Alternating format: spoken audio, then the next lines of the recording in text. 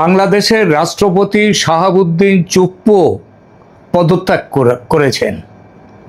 যতদূর জানা যাচ্ছে যে পদত্যাগপত্রে তিনি লিখেছেন স্বাস্থ্যের কারণে তার এই পদত্যাগ।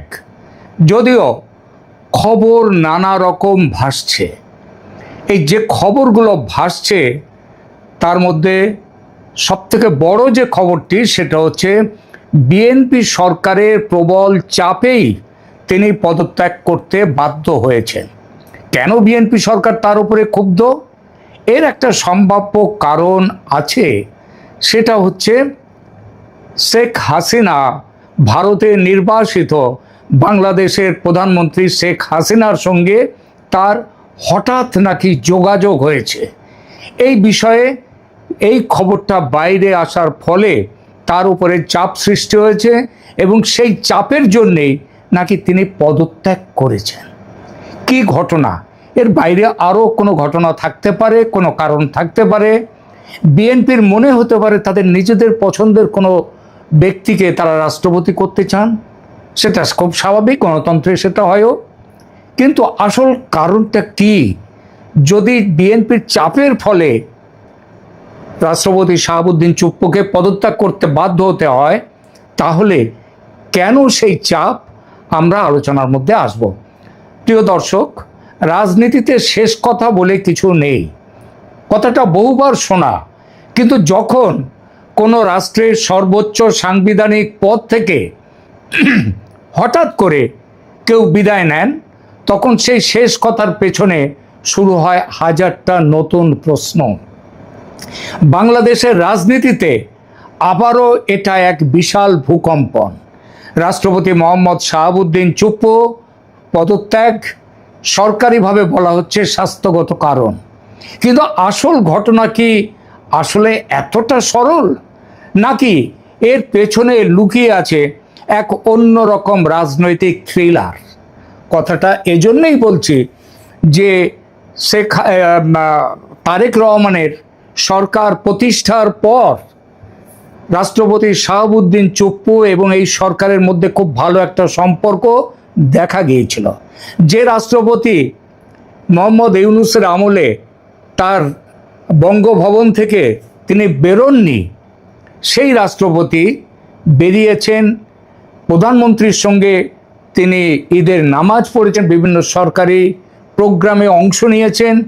এমনকি যিনি মোহাম্মদ ইউনূসের আমলে যাকে রাষ্ট্রপতি ভবন থেকে বের হতে দেখা যেত না, তিনি বিদেশ সফরেও গেছেন স্বাস্থ্যের জন্যে। সেই ভালো একটা সম্পর্ক ছিল।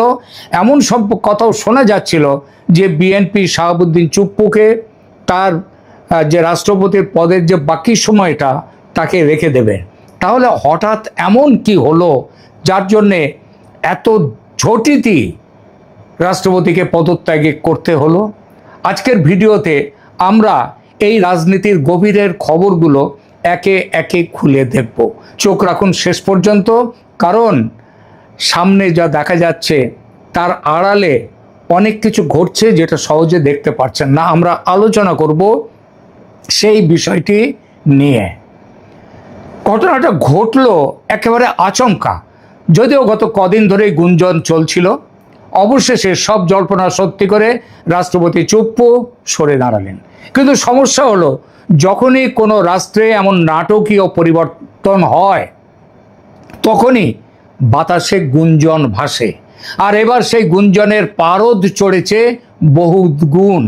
কারণ রাজনৈতিক মহলের অন্দরের খবর বলছে তারেক রহমানের নেতৃত্বাধীন বর্তমান বিএনপি সরকারের তরফ থেকে তৈরি হওয়া প্রচণ্ড রাজনৈতিক ও প্রশাসনিক চাপের মুখেই মূলত এই পদত্যাগপত্র জমা দিতে বাধ্য হয়েছেন রাষ্ট্রপতি। কিন্তু প্রশ্ন হলো, কেন হঠাৎ এতটা মারমুখী হয়ে উঠল সরকার? এমন কি ঘটলো যে দেশের একজন সাংবিধানিক প্রধানকে এভাবে মাঝপথে বিদায় নিতে হলো? আর এখানেই আসল টুইস্ট। গল্পের মারপ্যাঁচ শুরু হয় ঠিক সেখান থেকেই। জানা যাচ্ছে রাষ্ট্রপতি সাহেব কয়েকদিন আগে চিকিৎসার জন্য বিদেশ সফরে গিয়েছিলেন। আর সেই বিদেশ সফরে গিয়ে তিনি এক মারাত্মক অপরাধ করে ফেলেছিলেন। কি সেই অপরাধ? গোপন সূত্রে খবর, রাষ্ট্রপতি মহোদয় নাকি বিদেশে বসেই টেলিফোনে কথা বলেছেন সাবেক প্রধানমন্ত্রী, যিনি বর্তমানে দেশবাসীর চোখের আড়ালে নির্বাসনে রয়েছেন ভারতে। সেই শেখ হাসিনার বর্তমান সরকারের সঙ্গে তার কথা হয়েছে। ব্যাস, এই একটা ফোনালাপি যেন বর্তমান সরকারের, তারেক রহমান সরকারের গায়ে আগুন ধরিয়ে দিয়েছে। বর্তমান প্রশাসনের সোজা হিসেব, শেখ হাসিনা তো আনুষ্ঠানিকভাবে নিজের পদত্যাগ বা ক্ষমতা থেকে চলে যাওয়া নিয়ে বহু প্রশ্ন তুলেছেন, এবং তার দল ও তিনি, শেখ হাসিনা, বিষয়টিকে এখনো বৈধ বলে দাবি করেন এবং বলেন যে বাংলাদেশের বৈধ প্রধানমন্ত্রী এখনো তিনি।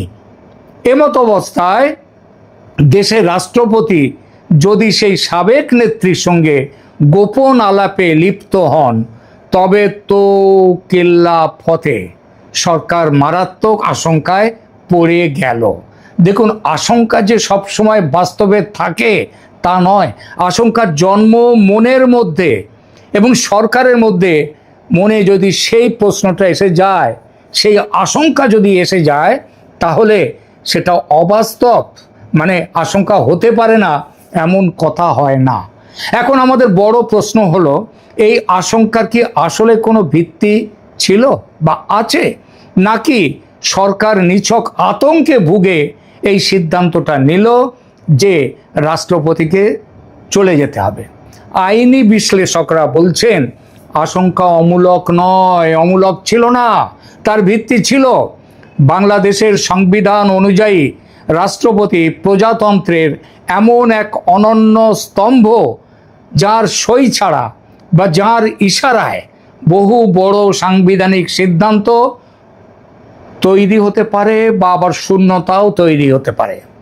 সরকারের শীর্ষ মহলের ভেতরে একটা চরম ভীতি কাজ করতে শুরু করেছে যে রাষ্ট্রপতি শাহাবুদ্দিন চুপ্পু যদি সুযোগ বুঝে বা সাবেক প্রধানমন্ত্রীর সঙ্গে কোনো অদৃশ্য বোঝাপড়ার মাধ্যমে এমন কোনো সাংবিধানিক প্যাঁচ কষেন যা বর্তমান সরকারের বৈধতাকে চ্যালেঞ্জ করে, তাহলে তো পুরো দেশে এক আইনি গৃহযুদ্ধ বা সাংবিধানিক সংকট শুরু হয়ে যাবে।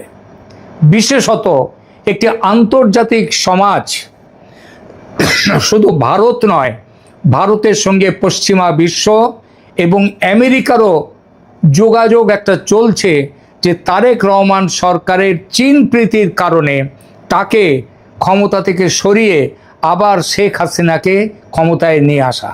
এবং এই প্রক্রিয়ার মধ্যে যদি শাহাবুদ্দিন চুপ্পু সায় দিয়ে দেন, যদি শেখ হাসিনা দেশে চলে যাওয়ার পর তিনি যদি বলেন যে শেখ হাসিনাই দেশের প্রধানমন্ত্রী, বৈধ প্রধানমন্ত্রী আছেন, এবং তাতে যদি বাংলাদেশের সেনা যদি তাতে কোনো রকমভাবে মত দেয়, সহমত হয়, তাহলে একটা ভয়ঙ্কর সাংবিধানিক মারপ্যাঁচ শুরু হয়ে যাবে।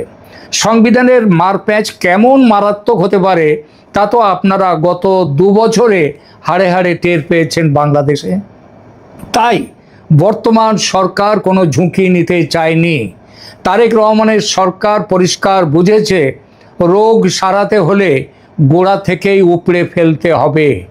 আর সেই গোড়াটা রাষ্ট্রপতি। কারণ রাষ্ট্রপতি শেখ হাসিনা ডিসেম্বরের মধ্যে, অনেকে বলছেন অক্টোবরেও তিনি ফিরে আসতে পারেন, এবং যদি তিনি দেশে ফেরেন তাহলে একটা সাংবিধানিক সংকট শেখ হাসিনাকে দিয়ে রাষ্ট্রপতি তৈরি করে ফেলতে পারেনি। আর তার পেছনে যদি বাংলাদেশ সেনার, কারণ বাংলাদেশ সেনা তো নিজের মতে চলে না, তাকে চালায় আন্তর্জাতিক চক্র, বাংলাদেশ সেনা যদি সেই সিদ্ধান্তে রাষ্ট্রপতির তাতে যদি সহমত হয়, তাহলে তারেক রহমান সরকারের বিদায় তো কয়েক মিনিটের ব্যাপার। আর এই যে ভাবনাটা, তার মানে রাষ্ট্রপতি রয়েছেন সব কিছুর গোড়ায়, অতএব গোড়াটাকে উপড়ে ফেলতে হবে। আর সেই সুদূর প্রসারী ভাবনা থেকেই রাষ্ট্রপতিকে বিদায় করে দিয়ে সেই সম্ভাব্য সাংবিধানিক রন্ধ্রপথ চিরতরে বন্ধ করে দেয়া হলো রাষ্ট্রপতিকে সরিয়ে।